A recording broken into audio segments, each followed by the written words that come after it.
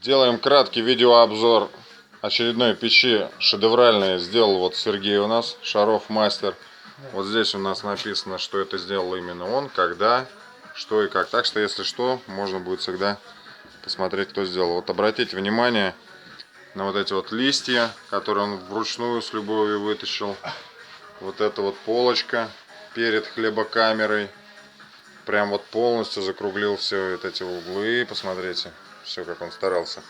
Здесь у нас идет перекрытие такое арочное. Здесь хлебокамера. Обратите внимание, она уже нагрелась, там уже можно париться.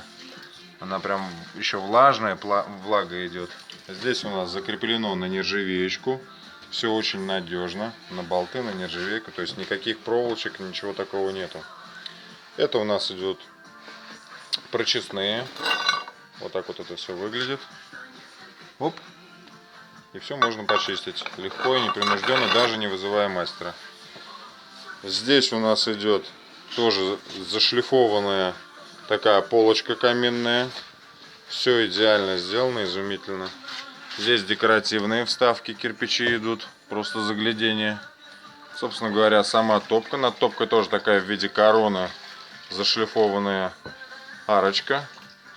Ну и с этого угла, соответственно, симметрично то же самое выполнение. Вот. Топка достаточно широкая. Вот она первый раз протопилась. 4 полена.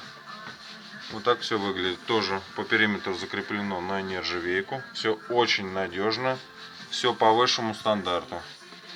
Так что звоните, ищите в интернете «Мой мастер Тверь» и заказывайте все, кому хочется недорогую и очень надежную и красивую печь. Всего вам доброго.